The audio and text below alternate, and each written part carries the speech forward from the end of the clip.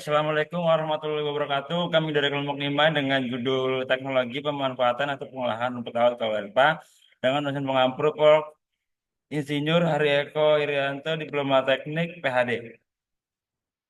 Dengan anggota kelompoknya terdiri dari Putri Nadia Salsabila Darani, Rama Sari Dwi Stinhi, dan saya sendiri dan Anugerah Pratama.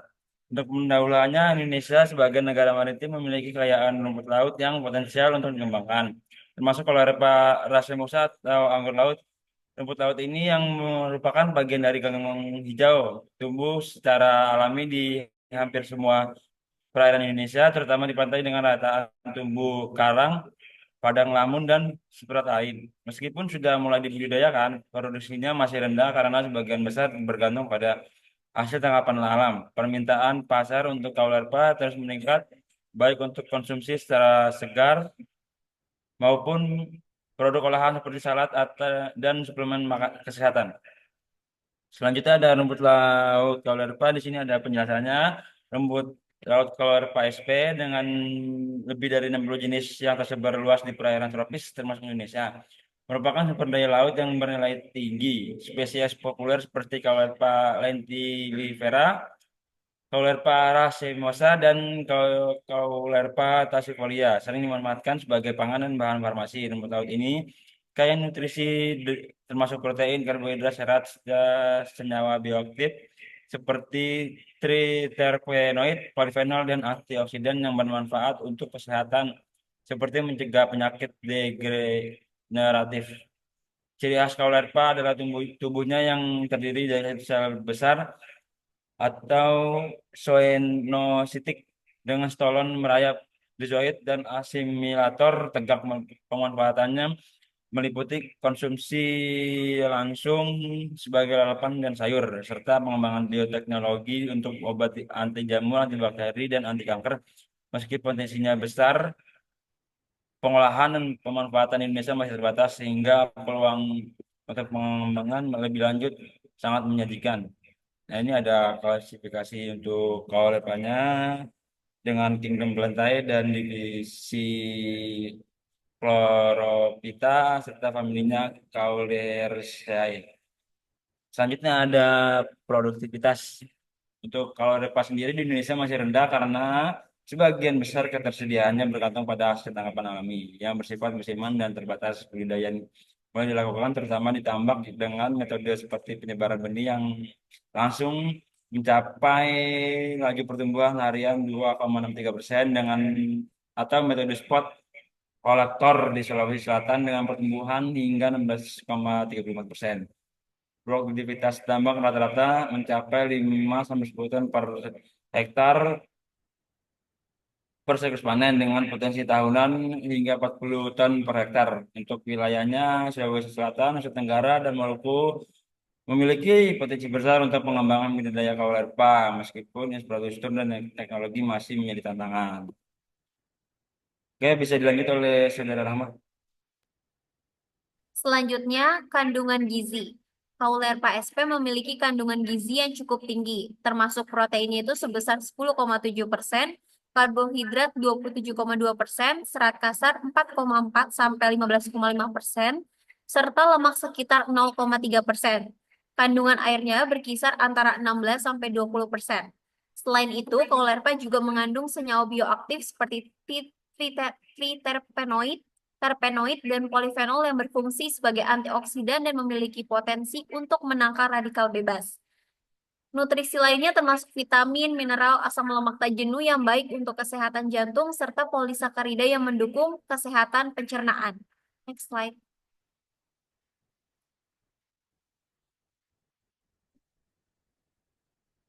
Selanjutnya, teknologi penanganan rumput laut Caulerpa.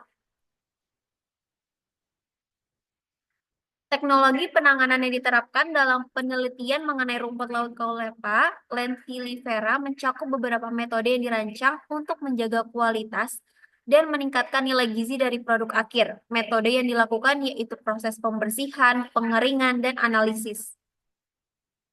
Selanjutnya, teknologi pengolahan rumput laut Caulerpa. Pemanfaatan rumput laut kaulerpa terus berkembang untuk memenuhi permintaan pasar domestik dan internasional. Kaulerpa atau anggur laut kaya akan nutrisi seperti vitamin, mineral, antioksidan, dan serat yang menjadikannya bahan pangan produk kesehatan, kosmetik, dan bioteknologi yang potensial. Di sektor pangan, kaulerpa dikonsumsi segar, diolah menjadi acar, keripik, atau minuman. Di sektor kesehatan, ekstraknya digunakan dalam suplemen untuk pencernaan dan kekebalan tubuh. Di kosmetik, kaulerpa berfungsi sebagai bahan pelembab kulit. Teknologi bioteknologi juga memanfaatkan kaulerpa untuk bioenergi dan bioplastik.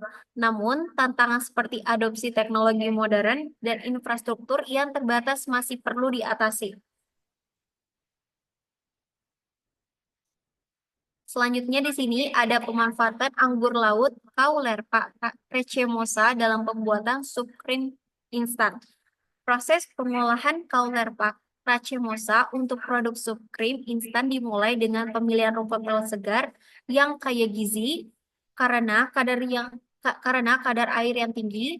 Langkah pertama adalah pengeringan menggunakan mesin vacuum drying oven atau VDO pada suhu 60-70 derajat Celcius untuk mempertahankan kualitas gizi. Setelah pengeringan, rumput laut kering dicampurkan dengan tepung terigu, tepung maizena, bubuk susu, dan bumbu-bumbu. Selanjutnya, campuran dimasak pada suhu 100 derajat Celcius selama 25 menit. Lalu dikeringkan kembali dalam video selama 120 menit menjadi bubuk. Sup krim instan ini hanya memerlukan penambahan air mendidih untuk disajikan. Uji organoleptik dilakukan untuk menilai tekstur, rasa, dan penerimaan konsumen terhadap produk. Pengolahan ini bertujuan untuk meningkatkan nilai tambah kaulerpa, Rechemosa, dan memperluas pasar rumput laut di Indonesia. Di sini ada bagian alir singkat mengenai pembuatan sup krim instan. Dan di sini ada gambar dari tepung sup krim dan hasil dari produk sup krim instannya. Selanjutnya akan dilanjutkan oleh Kak Putri. Baik, untuk selanjutnya, teknologi pengolahan permen jeli berbasis anggur laut liar di Kabupaten Maluku Tenggara. Proses pengolahan permen jeli dari anggur laut dimulai dengan pemilihan bahan baku anggur laut segar yang berkualitas tinggi, diikuti dengan pencucian untuk menghilangkan kotoran. Setelah itu, bahan-bahan seperti gula dan agar-agar ditimbang dan dicampurkan dengan anggur laut dalam blender hingga homogen. Campuran kemudian dimasak dalam panci aluminium dengan api kecil selama 10-15 menit, sambil terus diaduk untuk mencapai konsistensi yang diinginkan. Setelah matang, campuran dituangkan ke dalam cetakan dan dibiarkan mengeras. Permen yang sudah keras kemudian dijemur untuk mengurangi kadar air sebelum akhirnya dikemas menggunakan bahan yang sesuai.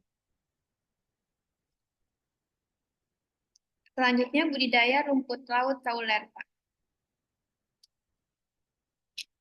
Budidaya rumput laut kaulerpa menggunakan teknik yang dilakukan pada budidaya rumput laut, yaitu dengan pengaturan jarak tanam dengan metode longline. Metode ini sangatlah potensial. Hal ini dikarenakan dengan menggunakan metode longline, rumput laut kaulerpa mendapatkan sinar matahari yang cukup untuk melakukan fotosintesis sekaligus mendapatkan arus yang cukup baik.